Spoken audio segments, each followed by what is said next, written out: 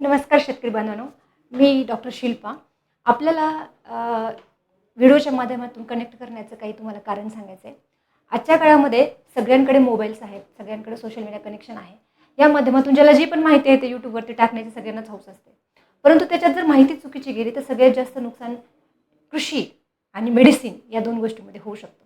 तर कृषीमध्ये काय नुकसान होऊ शकतं आणि काय-काय चुकीच्या व्हिडिओवरती आपण फॉलो नाही केलं पाहिजे ह्याच्याबद्दल एक जागरूकता निर्माण करणारे काही मी व्हिडिओज बनवले आहेत, ते तुमच्यापर्यंत पोहोचवण्याचा मी प्रयत्न करत आहे.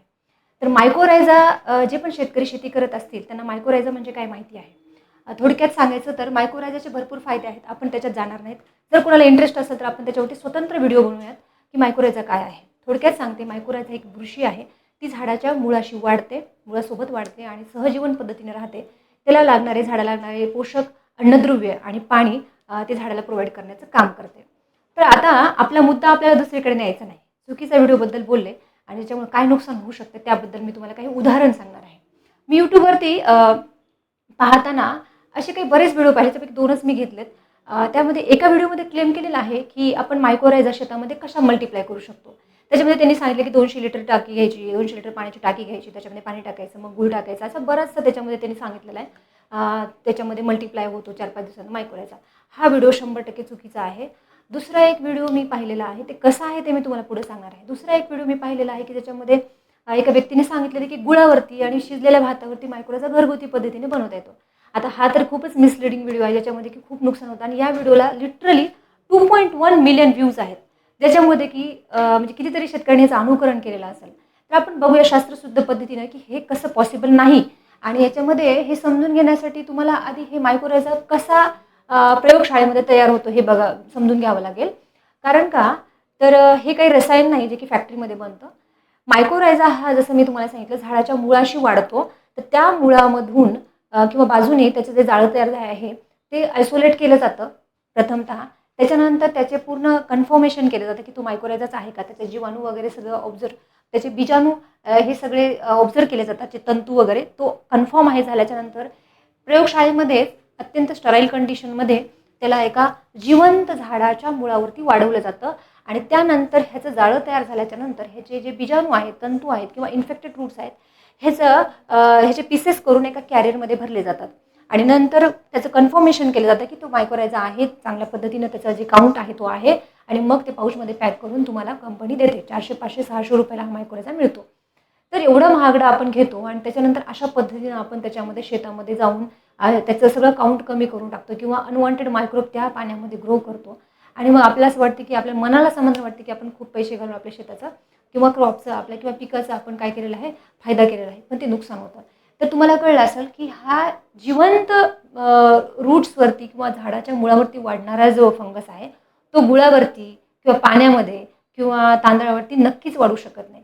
तर अशा बरेचसे गोष्टी आहेत, जे की आपल्याला त्याच्यामध्ये साक्षर होणं गरजेचं आहे. म्हणूनच हे व्हिडिओ सीरीज सुरू केलेली आहे. तर तुम्हाला प्रश्न पडला असेल, की मग आपण ह्या व्हिडिओ सीरीजमध्ये काय-काय बघणार आहोत?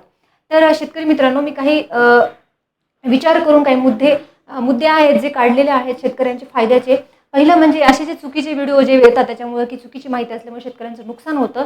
त्या नुकसानाला टाळण्यासाठी असे काही अवेअरनेस किंवा जागरूकता निर्माण करणारे काही व्हिडिओज मी पुढे पोस्ट करत जाणार आहे. त्याच्यामध्ये माझ्या परत आवडीचा विषय आहे ते म्हणजे शेती संबंधित जोड व्यवसाय. सगळ्यात महत्त्वाचा आजचा ज्वलंत प्रश्न आहे, की शेतीकडून बरेच लोकं कंटाळून जे अल्पभूधारक खूप कमी जमीन आहे ते लोकं नोकरीला जास्त मानतात. कारण का तर एक कॅश फ्लो मंथली एक सिक्युअर आपल्याला अमाउंट मिळत असतं. शेतीमधून तसं नाही आहे. 3-4 महिने वाट बघितल्यानंतर तो पैसा येईल का नाही याची शाश्वती नाही. म्हणून जोडधंदा आपण कोणकोणते जोडधंदे त्याच्यासोबत करू शकतो याच्यावरती सुद्धा एक्सपर्टच्या माध्यमातून आपण याच्यामध्ये माहिती घेणार आहोत.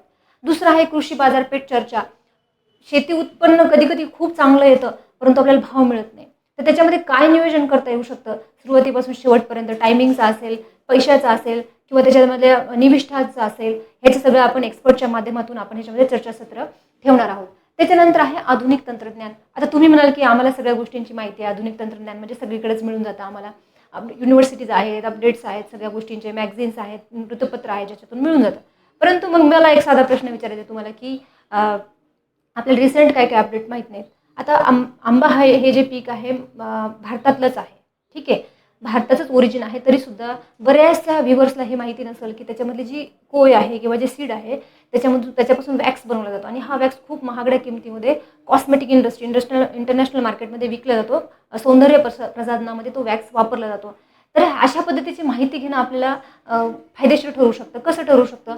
हजारापैकी 10 जरी किंवा एक व्यक्तीने जरी त्याच्यावरती विचार केला किंवा आपण काय करू शकतो याच्यावरती विचार केला तर एक चांगला सेटअप तो उभा करू शकतो. त्याच्यानंतर राष्ट्रीय आणि आंतरराष्ट्रीय कृषी संबंधित अपडेट्स म्हणजे आपल्याला राष्ट्रीय आणि आंतरराष्ट्रीय पातळीवरती कोणकोणत्या प्रकारच्या घडामोडी घडत आहेत, त्याचा कृषीवरती काय परिणाम होत आहे याची सुद्धा चर्चा ठेवणार आहे. तर तुम्हाला असं वाटू शकतं की याचा काय फायदा होऊ शकतो? ठीक आहे, फायदा काहीच झाला झिरो, पण नुकसान तर काही होऊ शकत नाही.